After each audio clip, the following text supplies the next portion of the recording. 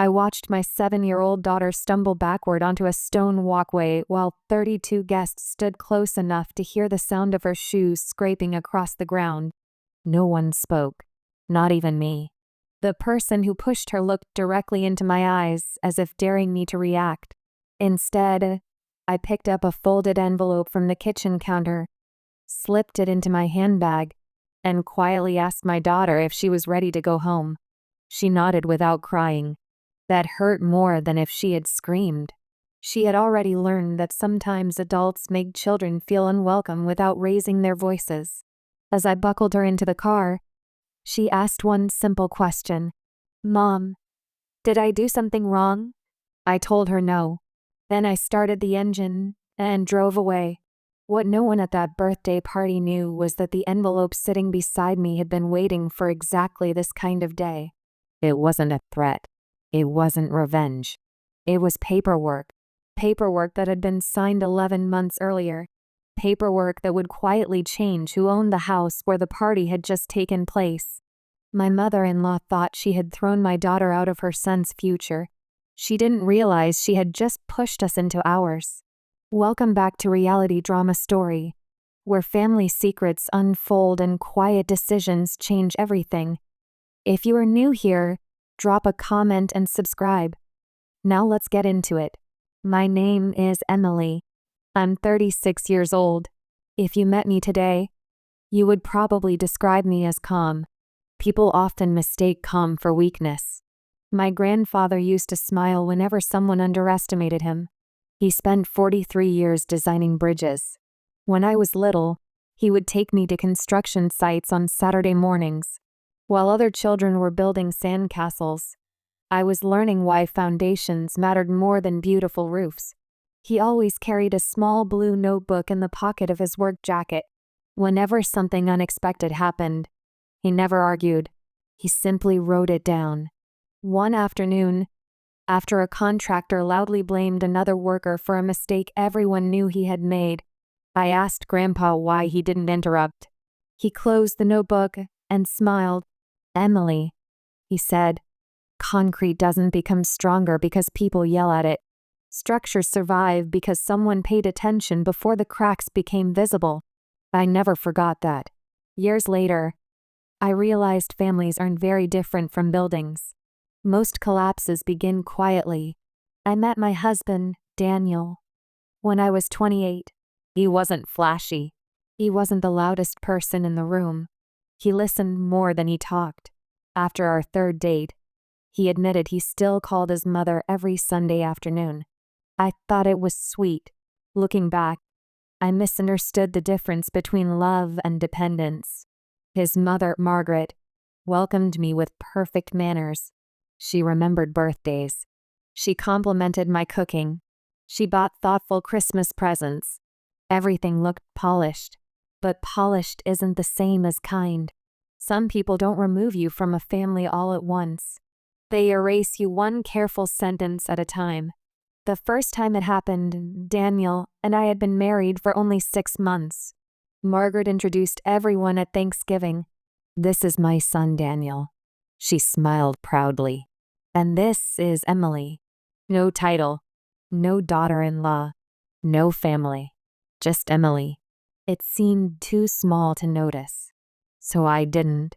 Then it happened again and again. At first I convinced myself I was imagining it. People told me not to overthink harmless words. But repetition has weight, just like bricks. One brick isn't heavy. 5,000 are. When our daughter Lily was born, everything changed. Or at least I hoped it would. Margaret visited the hospital carrying pink flowers. She kissed Daniel. She held Lily. She looked at me. "You've done well," she said. Not, "Thank you." Not, "How are you feeling?" Just an evaluation. Like someone inspecting completed work. For years, I kept telling myself relationships needed patience. Maybe they do. But patience without boundaries slowly becomes permission. Lily grew into the kind of child who noticed everything. She thanked restaurant servers. She waved at neighbors. She collected smooth rocks because she believed every interesting stone deserved a home. When she turned 6, she asked why Grandma Margaret never displayed any of her school drawings. I answered carefully, "Sometimes people show love differently." The sentence tasted dishonest even while I was saying it. Daniel always found explanations. "Mom didn't mean it. She's from another generation. She just has a strong personality." Maybe. Or maybe she'd simply learned that everyone around her preferred comfort over honesty. There were signs. Dozens of them. Family photographs where Lily somehow ended up standing near the edge. Birthday cards addressed only to Daniel. Weekend invitations that somehow reached us after everyone else had already made plans. Nothing dramatic. Nothing obvious. Just enough to make you question your own instincts. Grandpa would have called them hairline fractures. Invisible until pressure arrived. One evening, about 14 months before everything finally broke apart, Daniel came home unusually excited. "My parents are updating their estate plan," he said. "They're simplifying everything." I nodded while chopping vegetables. It didn't seem like my business. Then he added something strange. "Mom wants everyone together next Saturday to sign some routine paperwork." Routine. I've learned that families often use the word routine when they hope nobody reads the fine print. The meeting took place in Margaret's dining room. There were 8 people. Margaret, her husband, Robert, Daniel, me, Daniel's younger brother, Jason, his wife, and a lawyer named Mr. Harris. Most of the conversation revolved around taxes, maintenance costs, and future planning. Margaret answered questions before anyone finished asking them. She controlled the room effortlessly. Then Mr. Harris asked whether everyone understood the updated family trust. Margaret answered first. "Of course." He smiled politely. I was actually asking everyone else. That tiny correction irritated her more than I expected. I noticed because she tapped her coffee spoon exactly 5 times against the cup. I counted. Old habits from Grandpa. Observe first. Interpret later. Mr. Harris handed everyone printed summaries. Most people skimmed them. I actually read mine. There was one sentence that caught my attention. It referred to occupancy rights if the primary residence became jointly managed after Robert's retirement. I didn't fully understand it.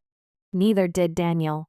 Before leaving, Mr. Harris quietly handed me his business card. "If you have questions," he said, "don't hesitate." Margaret interrupted almost immediately. "There won't be any questions." I slipped the card into my wallet anyway. Not because I distrusted anyone. Because Grandpa always said the person who reads the blueprint usually understands the building better than the person decorating it. Life continued. Months passed. School mornings. Soccer practice. Family dinners. Birthdays. Ordinary days stacked neatly on top of one another. But underneath them, something was shifting. Margaret became unusually interested in the guest house attached to her property. She kept mentioning renovations, future plans, retirement. She repeatedly joked that some people deserved to inherit more than others. Each time she laughed afterward. No one else did, especially Robert. He had become quieter over the years. Retirement seemed to age him faster than work ever had. Yet every time Lily visited, he saved a seat beside him. He taught her chess. She usually lost. He celebrated every good move anyway. Sometimes kindness isn't loud. Sometimes it looks like an old man pretending not to notice when a child accidentally knocks over the king. One rainy afternoon, Robert asked if I could help organize old family documents stored in the study. Margaret was out shopping. Daniel was fixing a fence. Lily sat on the carpet coloring pictures while sorting folders.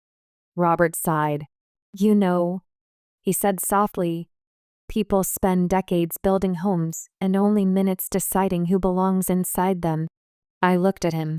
He wasn't really talking about houses. Before I could answer, He carefully removed a sealed envelope from the back of one filing cabinet. "This stays with the attorney for now," he said. "Hopefully nobody ever needs to think about it." He smiled, but it wasn't a happy smile. It was the smile of someone reinforcing a bridge before the storm arrives. I didn't ask what was inside. Some doors aren't yours to open. Not yet. Months later, Margaret announced she wanted to host an extravagant birthday celebration for Robert's 70th birthday. She insisted every relative attend. 32 guests confirmed. Professional catering, live music, custom decorations. She even hired a photographer. Everything had to look perfect, especially from the outside. As the invitations went out, Lily became excited. She spent 2 weeks making Robert a birthday card by hand. Not because anyone asked her to, because she loved him. She used glitter. Too much glitter. It covered our dining table for days. She drew the two of them playing chess beneath a giant oak tree. At the bottom, she carefully wrote, "Grandpa, thank you for always saving me a seat." She practiced those words 3 different times before writing them on the final card. She wanted every letter to look perfect. She had no idea that before the party ended, someone would decide she didn't deserve a place at the table at all. The morning of Robert's 70th birthday began with perfect weather. Clear skies. A light breeze. The kind of afternoon that makes every photograph look better than real life. Lily woke up before I did. She was already dressed when she knocked on my bedroom door, holding the birthday card against her chest like it was something fragile. "Do you think Grandpa will like it?" I smiled. "I think he'll keep it." She grinned, satisfied with that answer. Children don't need grand promises. They only need to believe that the love they give has somewhere safe to land. By 2 o'clock, we arrived at Margaret and Robert's house. Every parking space was full. The garden had been transformed with white tents, fresh flowers, and long wooden tables covered in linen. A string quartet played softly near the patio, and caterers moved through the crowd carrying silver trays. Margaret stood near the entrance greeting guests.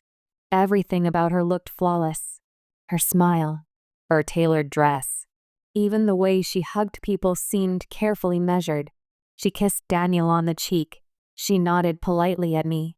Then she looked at Lily. "You're getting tall," she said. No hug, no smile. Just another observation.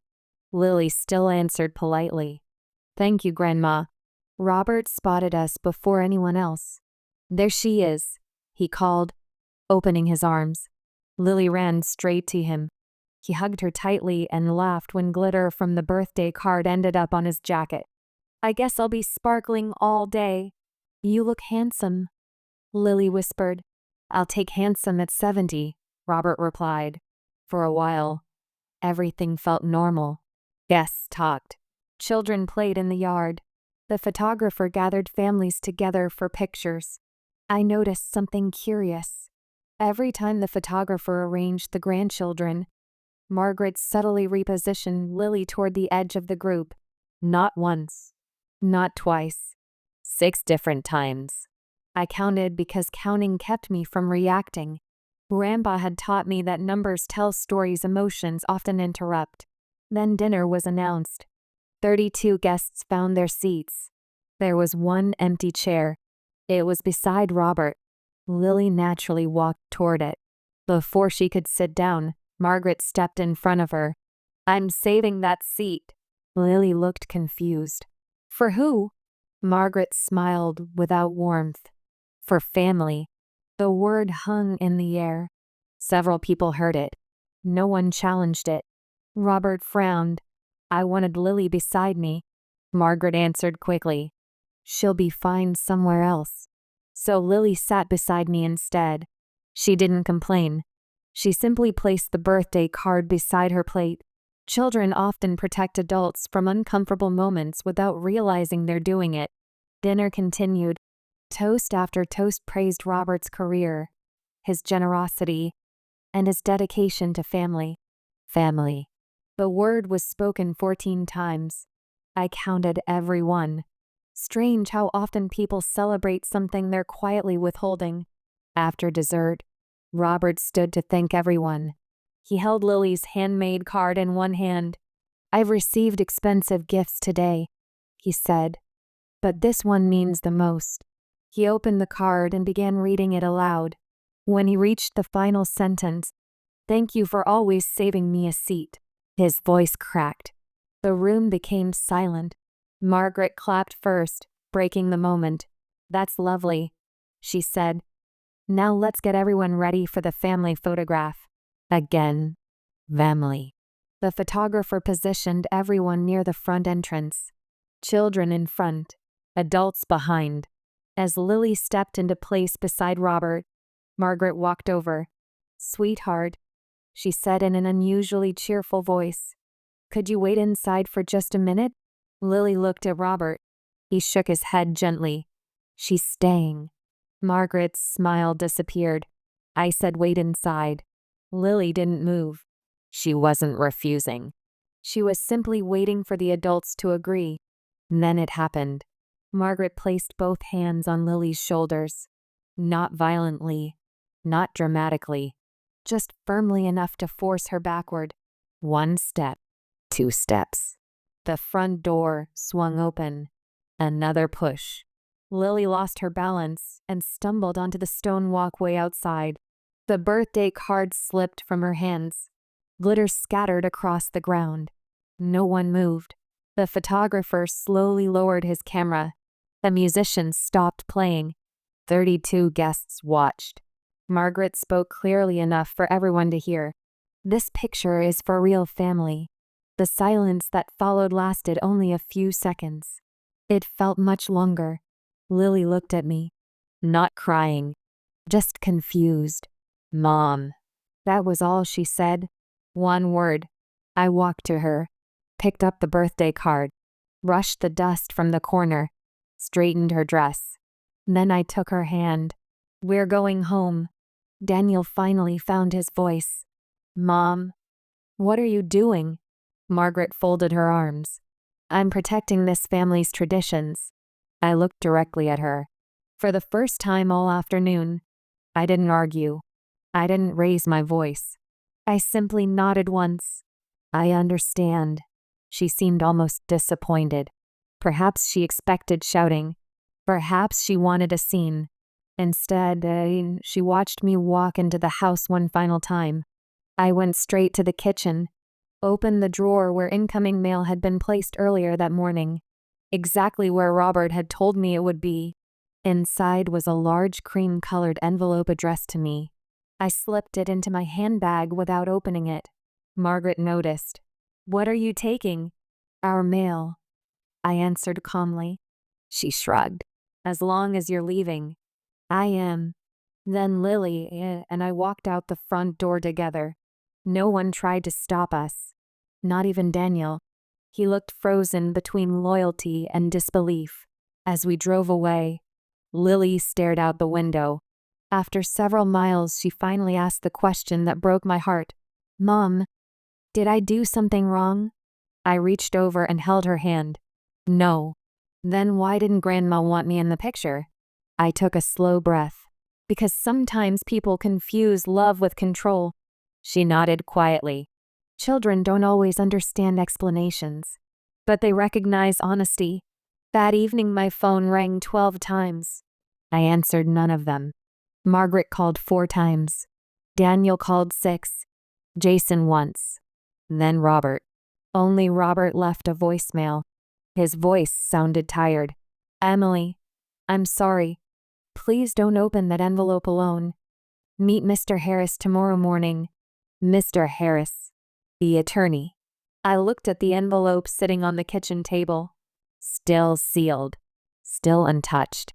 11 months earlier he had handed me his business card. Now Robert was asking me to meet him. The next morning, at precisely 9 a.m., Lily was at school and I was sitting across from Mr. Harris in his office. He placed 3 documents neatly on the table. Then he looked at me with the same calm expression he had worn the day we first met. "Mrs. Carter," he said quietly, Robert instructed me to give you these only if a very specific event occurred. I frowned. What event? He opened a folder. His answer was only 6 words long. If Lily was excluded from family. I felt the room become strangely still. Robert had anticipated this. Not hoped for it. Prepared for it. Mr. Harris slid the first document toward me. It was dated 11 months earlier. Robert's signature appeared at the bottom. Then came the second document. And finally the third. I read every line. Slowly. Carefully. Just the way my grandfather had taught me to read blueprints. Halfway through the final page, I finally understood why Robert had looked so relieved the day Lily helped him organize those old files. The envelope had never been about revenge. It had been about protection, and Margaret still had no idea what Robert had quietly built behind the walls she believed she controlled. The next morning, Mr. Harris didn't begin with legal language. He began with a question. Do you remember helping Robert organize his study last autumn? I do. He told me that day he hoped these documents would never be needed. Mr. Harris carefully unfolded the first page. Robert amended the family trust on May 14th, 11 months ago. The amendment wasn't based on money. It was based on conduct. I looked down at the heading. Family Residence Protection Clause. He continued. Robert believed a home should never become a place where a child is made to feel like an outsider. So he added a condition. What condition? If any direct grandchild was intentionally excluded or publicly humiliated by a trustee or beneficiary because they were considered not real family, that person would immediately lose all decision-making authority over the residence. I stared at him. He slid the next page toward me. The ownership structure also changed. Until that moment, Margaret believed the house would automatically become hers to control after Robert's retirement, and eventually, after his passing. It wouldn't. Robert had quietly transferred 70% of the property into an irrevocable family trust. The remaining 30% stayed in his name during his lifetime. Margaret could continue living there, but she could no longer control who belonged there. And one more sentence changed everything. If the protection clause was triggered, the trust's co-managing representatives would become Daniel and me. I looked up slowly. She doesn't know. Mr. Harris shook his head. She never asked to read the final version. She assumed it matched the draft. For the first time in almost 24 hours, I understood why Robert had looked so calm. Even during the party, he wasn't ignoring what happened. He knew what it would activate. 2 days later, the entire family gathered again. This time there were no flowers, no music, no photographers, only a long conference table inside Mr. Harris's office. Margaret arrived first. She walked in confidently, carrying the same certainty she had worn at the birthday party. Daniel sat beside me.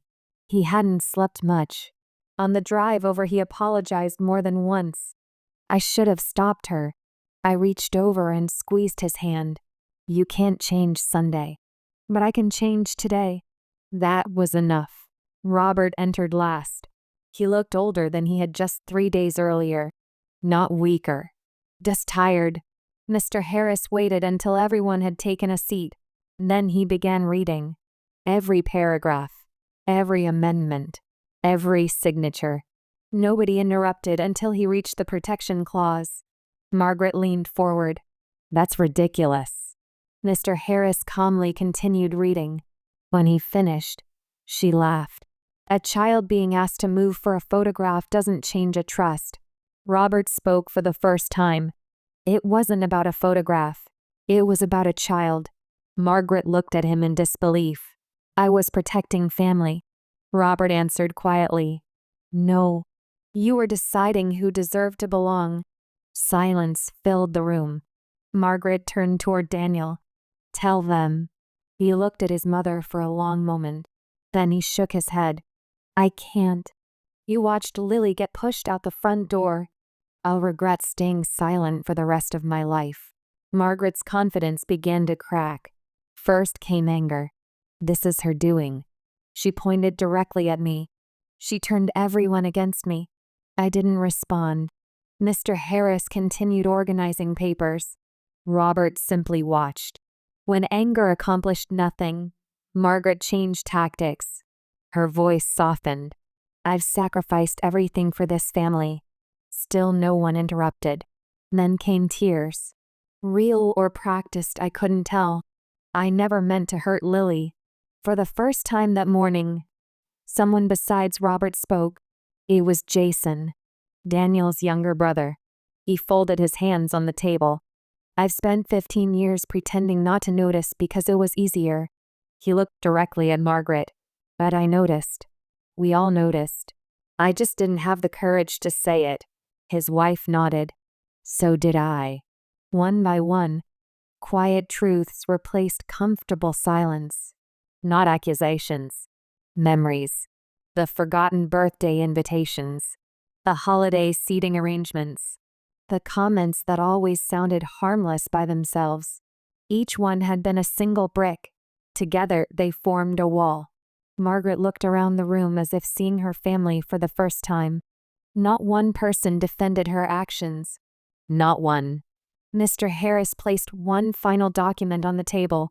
Mrs. Carter, as of this morning, administrative authority over the residence transfers according to the trust. He turned to Daniel and me. You are now the acting co-trustees. Margaret whispered one sentence. You can't take my home. Robert answered gently. No. We're protecting mine. The changes happen quietly, exactly the way Grandpa always said lasting repairs should happen. Within 30 days, the trust administration was complete. Margaret remained free to live in the house. No one wanted revenge, but she no longer decided who was welcome. Family gatherings became simple. Every invitation listed every name. No exceptions. Daniel started attending counseling, not because anyone forced him, because he wanted Lily to grow up watching courage instead of avoidance. Jason called every Sunday, not to discuss legal documents, to ask how Lily's chess lessons were going. Robert continued teaching her. She finally beat him 3 months later. He insisted she had earned it. I still think he let her win. A week before Christmas, Lily opened our mailbox and found a small envelope addressed in Robert's handwriting. Inside was a single photograph. It was taken years earlier. She was 4 years old, sitting beside him beneath the old oak tree in his backyard. On the back he had written only one sentence. There will always be a seat beside mine. Lily framed it herself. Today it sits on the bookshelf in her room, not because it reminds her of what happened, because it reminds her of what remained. Children remember kindness far longer than cruelty when someone protects it. Margaret and I still speak, politely, briefly. Some bridges aren't rebuilt. They are simply closed after engineers determine they were never safe to cross. And that's all right. Not every structure is meant to stand forever. Some must be replaced with stronger foundations. Sometimes that foundation is honesty. Sometimes it's boundaries. Sometimes it's one signature on the right document. I often think about my grandfather and his little blue notebook. He never believed in winning arguments. He believed in building things that could carry weight. Families should do the same, because love isn't proven by the loudest voice in the room. It's proven by who still has a place at the table when the room grows quiet. This is not revenge. This is arithmetic. If this story reminded you to know your worth, share it with someone who needs to hear it. Subscribe, drop a comment, and I will see you in the next one.